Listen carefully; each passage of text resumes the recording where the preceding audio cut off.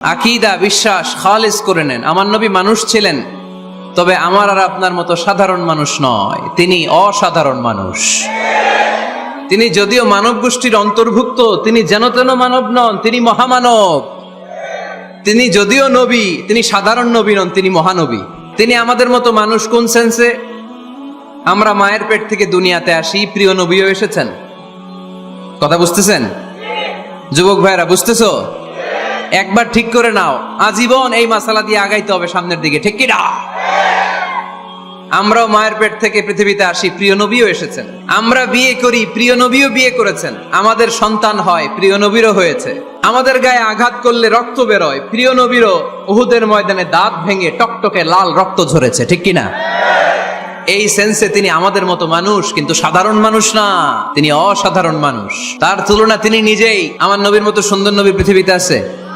অনেকে বলে নবীদের মধ্যে ইউসুফ আলাইহিস সালাম বেশি সুন্দর ছিল, কিন্তু আমার নবীর চেয়ে বেশি সুন্দর?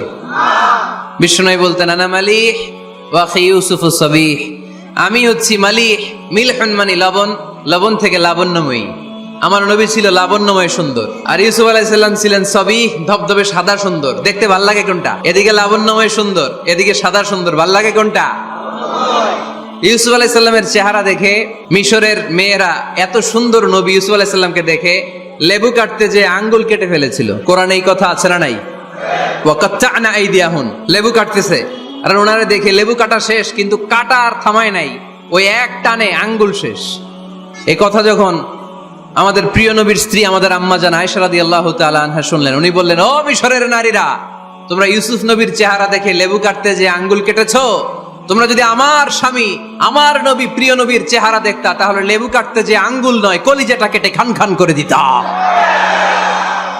আমার নবীর সৌন্দর্যের সাথে কারো কোনো সৌন্দর্যের তুলনা হতে পারে?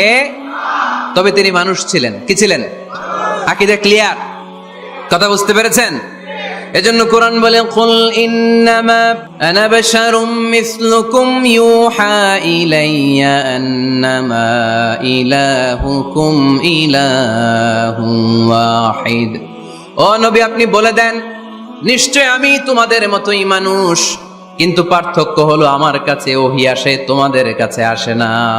ঠিক কি না?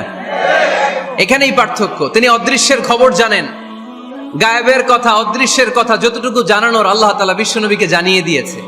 বিশ্বনবী এটা জানেন, আমরা কি জানি? তাহলে আমাদের মতো উনি কি সাধারণ মানুষ? অসাধারণ মানুষ।